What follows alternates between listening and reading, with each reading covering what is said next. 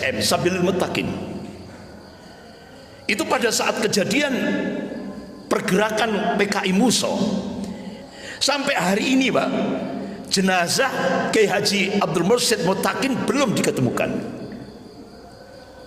Bahkan di Takaran Magetan itu sudah banyak yang sampai dibuat monumen ini di Magetan. Jadi jenazah nomor 1 sampai 67 itu terdeteksi siapa namanya, masih terdeteksi. Tapi jenazah nomor 68 sampai 108 tidak terdeteksi oleh PKI Muso. Termasuk ini keganasan PKI Muso tahun 48 yang gugur di desa Kresek, dibuat monumen di sini. Ini Pak. Ya. Bahkan bapak-bapak, ibu yang dimuliakan Allah, Kiai Haji Jarkasi Allahumayarham, dan satu lagi saya lupa namanya, pimpinan pondok pesantren Gontor. Masya Allah, beliau diberikan basirah, ketajaman mata hati. Beliau sudah merasa tidak enak, sehingga akhirnya 200 lebih santri dan asatid itu diungsikan. Sehingga akhirnya ketika gerombolan Muso datang ke pondok pesantren Gontor, kosong. Alhamdulillah tidak ada korban, tapi pondok diobrak-abrik, dirusak oleh PKI Muso ini. Itulah yang terjadi. Bahkan di pabrik gula Rejoso, Rejoso itu, ya Allah, itu di dalam pabrik gula itu darah, itu pembantaian yang dilakukan oleh gerombolan Muso ini luar biasa. Banyak yang jadi korban itu para kiai, para ulama, para santri. Nah, ini kronologisnya peristiwa itu. Kita mencoba membuka sejarah. Kenapa itu bisa terjadi? Ada kronologis, yaitu di akhir pemerintahan Soekarno. Soekarno terbius pemikiran Karl Marx, yaitu anggota jaringan rahasia Illuminati yang ditugaskan kelompok itu untuk menyusun program revolusi dunia. Jadi ideologi Marxisme dijadikan tameng Soekarno untuk membentengi kekuasaannya dengan memunculkan ideologi baru, Nasakom, nasionalis agama komunis. Itu Bapak-bapak, ibu-ibu yang dimuliakan Allah, sejarah akan berulang. Kalau dulu muncul Nasakom jilid 1, sekarang muncul Nasakom jilid 2. Sejarah berulang. Ini ketetapan Allah, nggak bisa diganggu gugat, Pak. Sejarah berulang.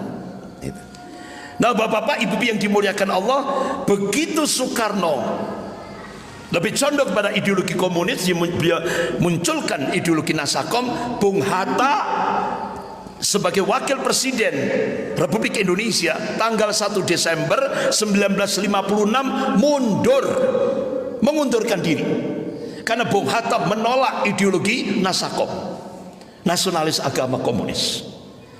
Jadi Bung Hatta resmi mengundurkan diri dari jabatan wakil presiden itu 1 Desember 1956. Nah, bapak-bapak, ibu-ibu yang dimuliakan Allah, ternyata banyak tokoh-tokoh di Indonesia yang istiqomah melakukan perlawanan terhadap Soekarno.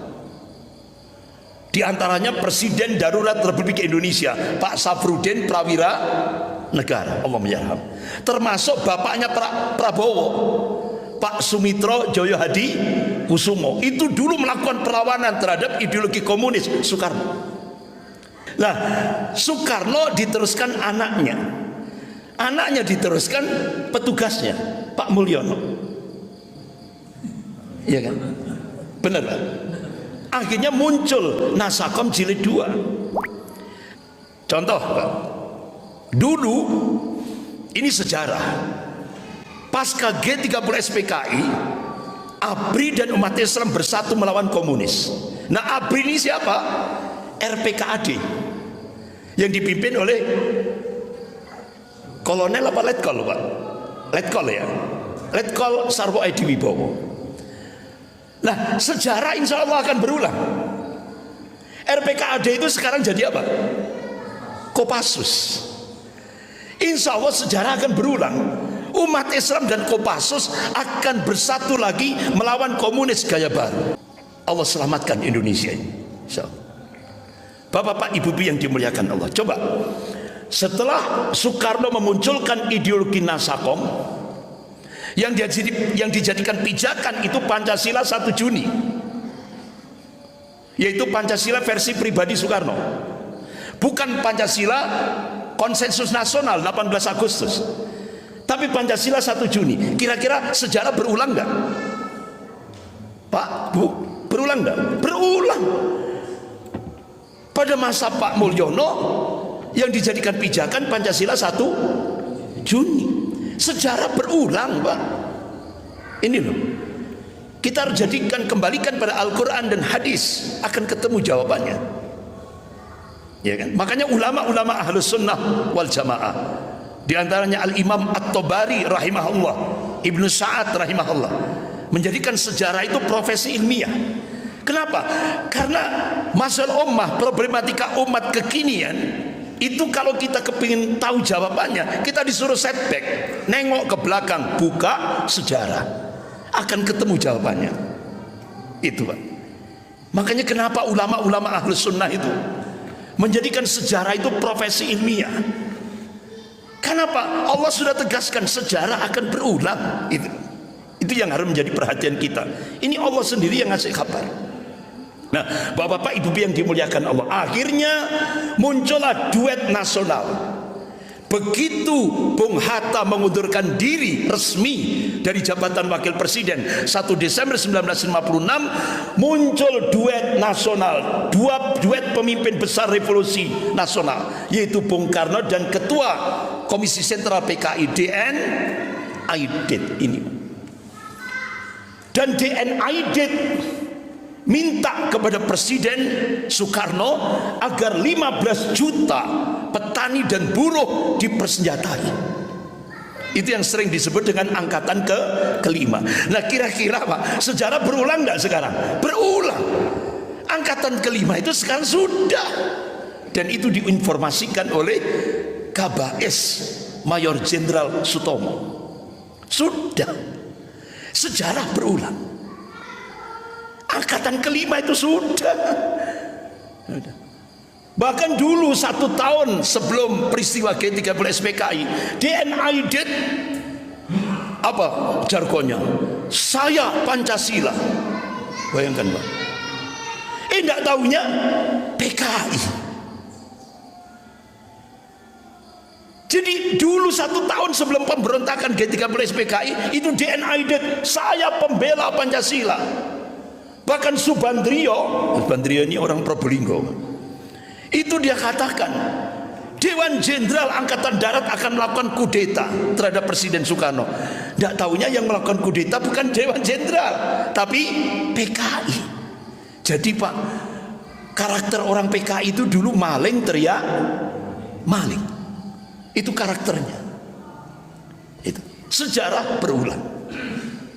Makanya sampai siapa itu namanya Pak Tito di media sosial itu kan kan Pak, fotonya digandengkan dengan DN Aidit. Pak Tito marah itu. Marah itu. Karena apa?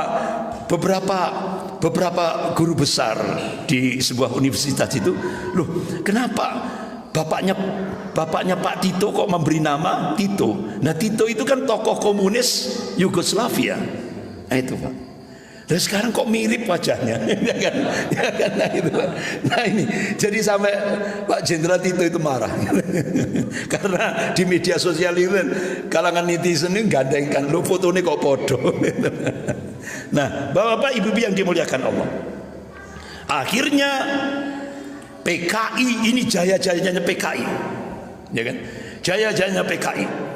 Akhirnya PKI benar-benar berjuang ingin merubah NKRI menjadi komunis. Jadi baliho di Jakarta, Pak, ini gambar balihonya itu, ini sudah di mana-mana. Karl Marx, Fredrik Engels, Soekarno, DNID, Lenin, Stalin. Jadi baliho-baliho besar di Jakarta itu terpampang. Ini jaya-jayanya PKI. Nggak bisa dirubah sejarah.